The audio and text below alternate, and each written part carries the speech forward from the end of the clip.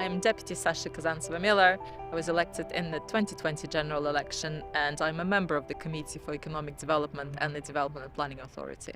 But probably one of the most important reasons that I did decide to go into politics that year was all the change and transition that seemed to be happening around COVID. We obviously as islands experienced extreme disruption to our lives, and there was a sense of opportunity for change. And I realized that I wanted to be at the decision-making table. There's quite a lot of reading involved, so that ability to absorb information, to make sense of it is quite important. Analytical skills to make sure 2 + 2 adds up to 4. Other skills such as communication is absolutely essential, but be also very open-minded, I think, is really important, rather than really think you know it all and you think you've got the right solution. Especially in the states of deliberation, you've got to vote. To come up to a decision is absolutely crucial in your role.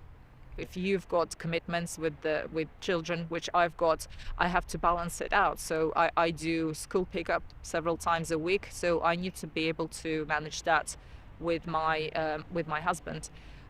If I have to catch up on work, I sometimes do readings in the evening when kids are in bed, and that works for me. So I think if you are on several major committees, it will be a significant time commitment. But equally, you can find the balance that you need in your life.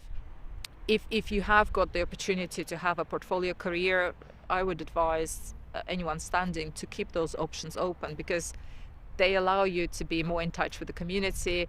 They give you different perspectives about what's going on in the community. It allows you to have maybe a better balance as well. So it does come with the challenge of political dynamics, working with your colleagues who may have very divergent views. I think it's been a challenging term with lots of ups and downs, but I think I've learned to ride the waves and to find what works for me.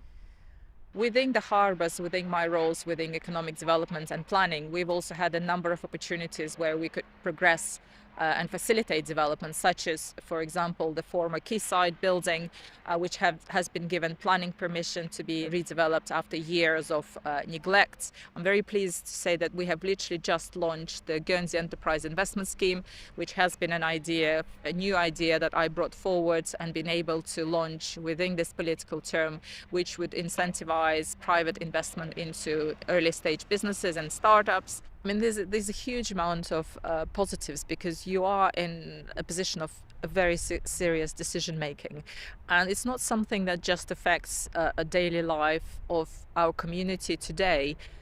We are making decisions that could affect the life of our whole island, my children, your children, their grandchildren, for years and decades to come. The biggest thing for me is to wake up every day and know that I've done my best in whatever situation I found myself, that I said what I thought was the right thing to do in that moment, and I didn't shy away from asking challenging questions. We really need passionate islanders who want to make a difference to our community to stand for election. I would especially encourage women, because I know, having been there myself, you'll probably be thinking about all the tick boxes you think you probably need to tick to be able to stand. Don't overthink, women have shown their ability to multitask and to be amazing leaders and operational deliverers in all aspects for our lives. You can take those lessons and learnings and what you've achieved into any other career or job or opportunity after that. So just do it.